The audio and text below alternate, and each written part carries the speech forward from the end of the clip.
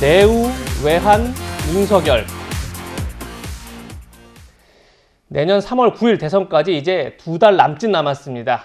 이재명, 윤석열 두 후보는 젊은 표심 잡기에 여념이 없는데요. 먼저 어제 공개된 두 후보의 색다른 모습부터 만나보시죠.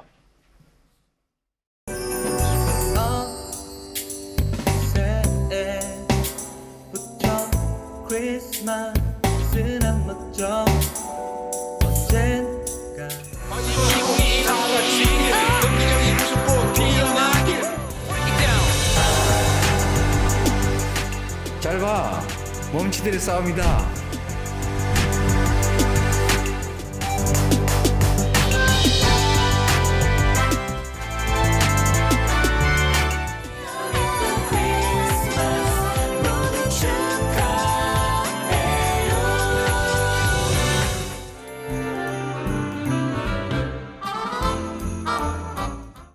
엄밀히 말하면 집밥.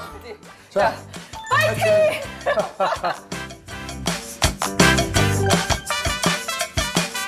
근데 활질이 진짜 한두 번 해보신 그런 솜씨가 아닌 것 같아요. 진짜 맛있네요.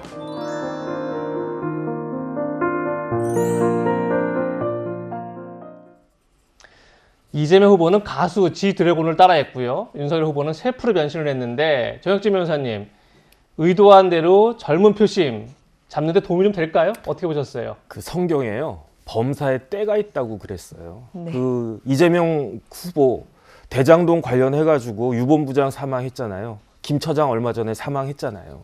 그 다음에 그 아들 도박 문제, 그 다음에 뭐 그 매매 혐의가 있는지 그런 의심도 이런 상황인데 저런 식으로 이렇게 즐겁게 아무리 크리스마스지만 저런 아이디어를 과연 그 뭐 쌀집 아저씨가 낸 건가? 이게 평상시 같으면 저런 색다르다 이렇게 생각할 수가 있을지 모르겠는데 지금 저런 걸 공감할 수 있는 국민이 몇 명이나 될까? 윤석열 후보 마찬가지입니다. 본부장이란 말 했잖아요. 더군다나 엊그저께 장모가 그 징역 1년 실형 나왔어요. 그러면은 그 두 분 다 반성하고 자중하고 지금 그 일반 국민들, 중도 국민들은요. 먼저 후보 교체하는 쪽이 이길 것이다라는 말까지 지금 나오고 있는데 두 쪽 다 지금 제 정신이 아닌 것 같다는 그런 생각이 듭니다. 예, 너무 좀 정혁진 변호사께서 좀 강하게 비판하셨는데 뭐 개인적인 의견이라는 점 밝혀드리겠습니다. 예. 네, 이제는 윤석열 후보 관련 소식 짚어보겠습니다. 그야말로 내우외환, 이 말이 적당한 것 같습니다. 이준석 대표의 선대위 자진 사퇴 논란, 배우자 김건희 씨의 허위 경력 논란 등이 여전한 상황에서요. 또 말실수로 구설에 오르고 있습니다. 최근 말실수들 저희가 모아봤습니다. 극빈의 생활을 하고 배운 것이 없는 사람은 자유가 뭔지도 모를 뿐 아니라 자유가 왜 개인에게 필요한지에 대한 그 필요성 자체를 느끼지를 못합니다. 학생들 휴대폰으로 말이죠. 앱을 깔면은 어느 기업이 지금 어떤 종류의 사람을 필요로 한다고 하는 것을 실시간 정보를 얻을 수 있을 때가 아마 생길 것 같아요. 네. 이 정권은 교체를 해야 되겠고 민주당에는 들어갈 수가 없기 때문에 제가 부득이 이 국민의힘을 선택했습니다마는 네, 가난하면 자유가 뭔지 모른다. 부득이하게 국민의힘을 선택했다. 일일 일실현이다. 이런 논란이 계속되고 있습니다. 이현정 위원님, 네. 어떻게 보십니까? 정치는 말의 예술이라고 이야기를 합니다. 네. 정치는 모든 게 처음부터 끝이 말로 시작돼서 말로 끝난다는 이야기를 하죠. 그래서 역대 정말 위대한 지도자들 같은 경우는 이 말의 정제됨, 그러니까 결국 국민들이 어떤 시대에 빠졌을 때 국민들의 힘을 주고 또 어떤 면에서 보면 새로운 어떤 위기를 극복할 때 그 말 한마디, 짧은 말 한마디, 미국의 뭐 독립선언서라든지 뭐 처칠, 레이건 이런 사람들의 연설문을 보면요. 그렇게 길지가 않습니다. 아주 짧은 문장 속에 아주 강한 이야기들이 많이 있거든요. 그만큼 정치인들은 이 연설이나 말을 할 때 많은 준비를 해야 돼요. 단어 하나도 선택도 굉장히 신중하게 해야 됩니다. 제가 옛날에 김대중 대통령을 취재할 때 그 연설문을 하나 쓸 때 그 단어 하나를 가지고 거의 하룻밤을 샜다고 그래요. 그런 이야기를 들었었는데 그만큼 어떤 단어를 쓰냐에 따라서 다르고 어다르잖아요. 바로 이런 경우입니다. 지금 윤석열 후보가 가난하면 자유가 뭔지 모른다. 이게 뭐냐면 본인 뜻은 그럴 거예요. 가난하고 자유한 분들은 자유를 누릴 수 없기 때문에 그거를 정부가 도와줘야 된다. 이걸 이야기하고 싶었을 겁니다. 근데 모른다라고 이야기를 하면 안 되잖아요. 네. 왜 모릅니까? 시민혁명이 왜 일어났습니까? 이미 그 자유를 위해서 다 시민혁명이 이미 17세기, 18세기, 19세기 다 일어난 거 아니겠습니까? 지금 시민들이 그 자유를 모른다고요? 말이 안 되는 이야기죠. 그 다음에 부득이 국민의힘에 선택했다. 물론 이 부득이라는 한마디 형용사가 이 보면 본인 입장에서 보면 아마 그럴 가능성도 있어요. 왜냐, 뭐 제3정당을 만드느냐 당시에 그런 이야기 있었죠. 근데 네. 지금 당장은 국민의힘 후보잖아요. 그러면 이 이야기를 쓰면 안 되는 거죠. 그러면 국민들이 부득이하게 지금 국민의힘 당원이 된 겁니까? 아니지 않습니까? 그러니까 그게 결국은 이제 말이라는 게 그동안 사실 많은 실수를 해왔습니다. 이제는 좀 저는 안 할 때가 됐는데 그러면 미리 준비를 해야 됩니다. 미리 꼼꼼하게 준비를 하고 준비된 이야기를 해야지 불쑥불쑥 이렇게 어떤 면에서 이 이야기 나오면 굉장히 실망만 쌓일 뿐입니다. 네. 윤석열 후보는 발언이 문제가 될 때마다 이렇게 해명하고 있습니다. 말의 취지를 언론이나 민주당에서 왜곡하고 있다 이렇게 얘기하고 있는데요. 직접 들어보시죠.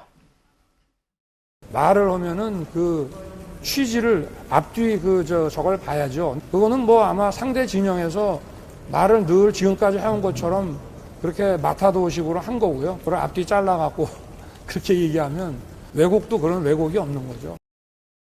네, 지금 이 발언은 가난하면 자유를 모른다라는 이제 발언이 문제가 되니까 저렇게 해명을 한 건데 최지문 교수님, 예.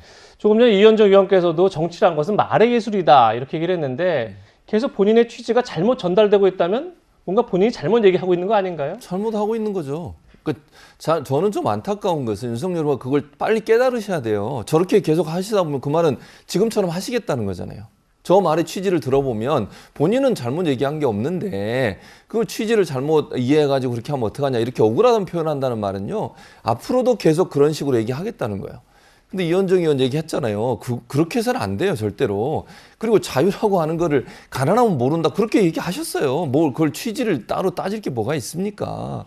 물론 이제 이럴 뭐 자유민주에 대한 깊은 이해를 하면 더 잘할 수 있다. 이렇게 얘기할 수 있겠지만 자유를 모른다 이렇게 하면 안 되는 거 아닙니까? 그래서 저는 저 태도 빨리 바꾸셔야 돼요. 제가 볼 때 저런 태도로 계속 가시면 그렇지 않아도 지금 이 말은 실언 때문에 상당히 본인이 저는 좀 지지율에 위기감이 있다고 보거든요. 그런 부분들이 전혀 바뀌지 않는다고 하면 제가 볼 때 더 위기감은 커질 수밖에 없어요. 빨리 돌아서서 잘못된 부분을 수정하려는 자세를 갖는 것이 지금은 필요한 상황이라고 생각합니다. 네, 윤석열 후보 또 다른 내후외환 이준석 대표와의 갈등 아닐까 합니다. 이 대표 어제 채널A에 출연했는데요. 이렇게 말했습니다. 들어보시죠.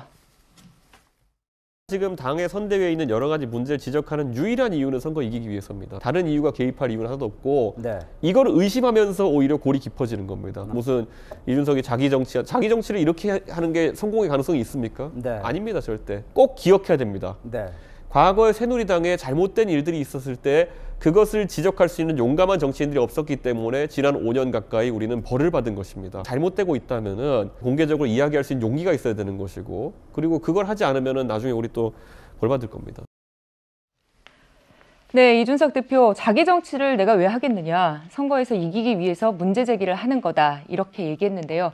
이현정 의원님, 네. 어떻게 보십니까? 그러니까 아무리 뜻이 좋더라도 어떤 방식을 통해서 하느냐에 따라서 그 결과는 정반대로 나타날 수가 있습니다. 네. 자, 지금 이준석 대표의 저런 행보가 있고 난 다음에 지금 국민의힘이나 윤석열 후보의 지지율이 어떻게 됐죠? 지금 뭐 구체적인 수치는 말씀만 드리지 않겠습니다만 전반적으로 떨어지고 있는 추세 아니겠습니까? 네. 근데 보면 결국 자기는 옳고 자기 말이 옳은데 왜 다른 사람에 대해서 이 나를 이제 비난하느냐, 자기 정치하는 거 아니냐 이렇게 이야기를 하고 있는 건데요. 우리가 보통 그렇게 이야기를 합니다. 자기는 옳고 다른 사람 틀렸다는 거를 우리는 독선이라고 이야기를 하죠. 자, 그러면 지금 이준석 대표의 행동을 보면 국민들이 보시기에 자기 후보를 선대위가, 그것도 당대표가 당선에 돕지 않는다. 그렇다면 국민들한테 과연 이분을 당선시켜달라고 이야기하는 게 얼마나 설득력이 있을까요? 생각해 보십시오. 아니, 내가 내 후보를 지금 돕지 않고 내가 내 후보를 내가 선대위에 참여하지 않는데 국민 여러분 이 사람 지지해 주세요라고 이야기할 수 있는 건가요? 그것도 당대표가? 나는 당무만 할게요. 지금 당에 국민의힘 당무가 뭐가 있습니까? 이 정권 교체 말고 당무가 뭐가 있죠? 뭘 한다는, 축사하는 거예요? 어디 가서?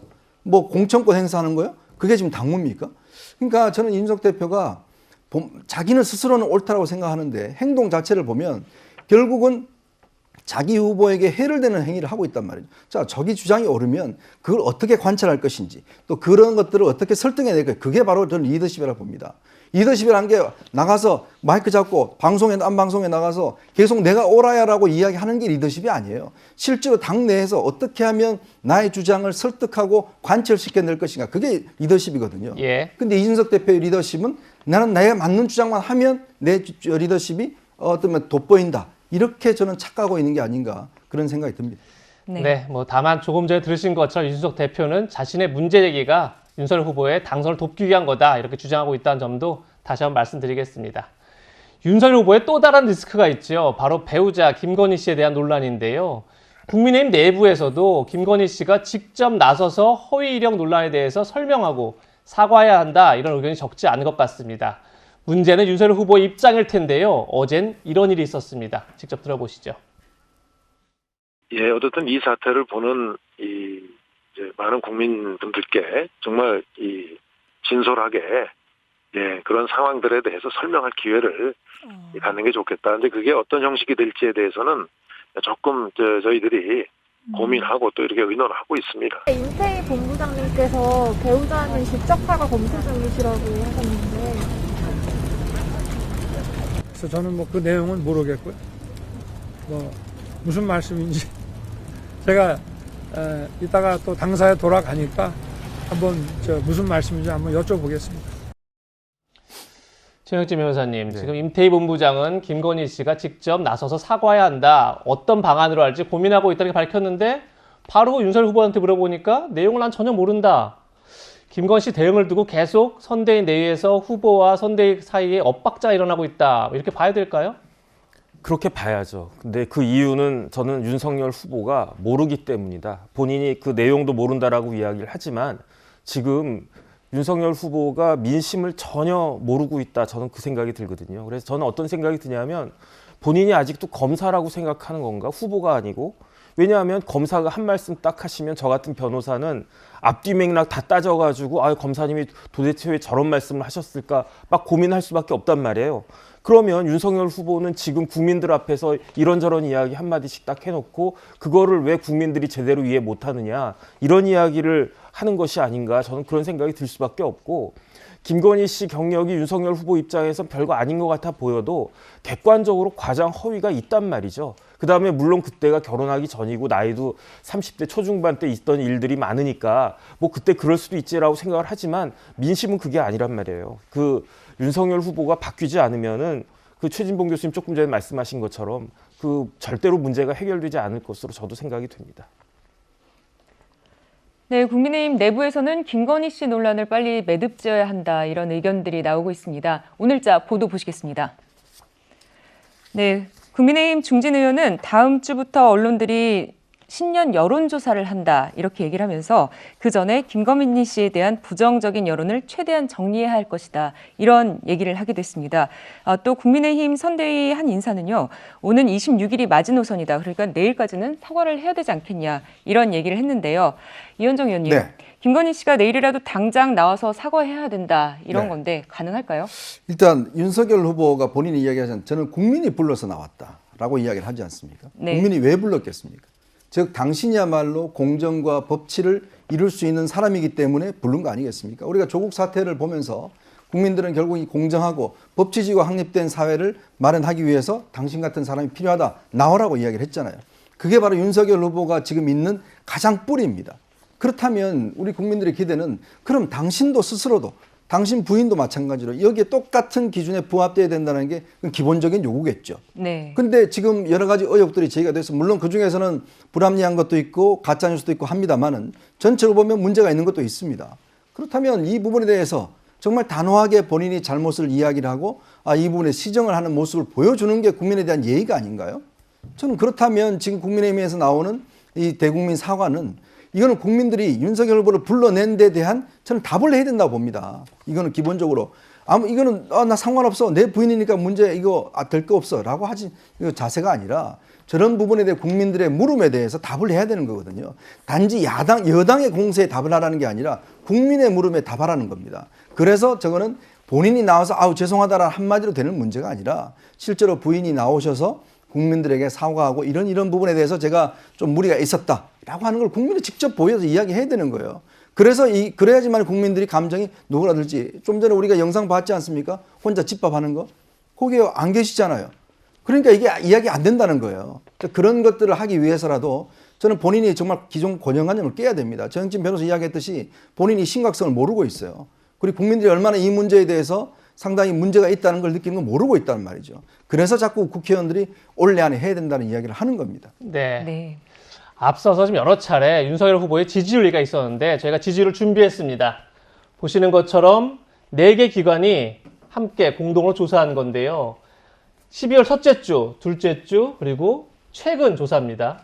윤석열 후보 34%에서 36%, 그리고 29%로 떨어졌습니다. 네. 이재명 후보 33%에서 38%, 35% 수치를 보이고 있는데 최재문 교수님, 예. 그냥 2주 전과 지금을 비교해보면 이재명 후보는 3%포인트 정도 떨어졌고요. 반면에 윤석열 후보는 7%포인트 정도 떨어졌습니다. 낙폭이 더 크다 이렇게 볼 수 있는데 양쪽 다 부정적인 사건이 꽤 있었는데 이 낙폭의 차이를 설명할 방법이 있을까요? 두 가지라고 저는 봐요. 그러니까 차이가 커졌잖아요. 그 말은 첫째는 사과의 문제예요. 네. 그러니까 두 분 다 문제가 있어서 사과를 했지만 일단 이재명 후보는 문제가 터지자마자 직접 사과를 했습니다. 바로. 그런데 윤석열 후보는 터지자마자 3일 동안 아니 일부가 허위이지 전부가 허위가 아니다. 내가 뭐 이것도 결혼하기 전에 있는데 뭐가 문제가 되느냐 이런 식으로 약간 회피하는 듯한 태도를 보였어요. 그게 국민들한테 상당히 부정적으로 느껴질 수 있거든요. 그러니까 사과를 하고 국민들은요 일단 그런 의혹이 나오면 후보 입장에서 나와서 사과하고 유감을 표명하고 그리고 나서 해명을 나중에 할 수 있는 거잖아요. 예. 근데 사과를 안 하려고 자꾸 미루는 듯한 느낌을 준 것이 전체적으로 책임을 안 지려는 태도가 아닌가 하는 비판. 두 번째는 뭐냐면 그게 이제 아까 이전정 의원도 얘기했지만 공정의 가치를 가지고 나온 후보예요. 본인이 대통령 후보가 된 게 뭡니까? 공정이잖아요. 네. 그럼 다른 어떤 사람보다 본인이나 본인 가정에 의해서 더 철저하게 검증할 수 있는 마음을 가져야 되는데 그런 부분이 제대로 안 됐다는 부분이 첫째 문제고 두 번째는 이제 실언이에요. 계속 우리가 아까 얘기 나눴듯이 발언이 계속 실언이 되다 보니까 자질의 문제나 능력의 문제에 지금 의문이 생기는 거예요. 국민들 네. 입장에서는. 그런 두 가지 문제가 결국은 격차를 더 벌어지게 만드는 요소가 아닌가 하는 생각이 듭니다. 네.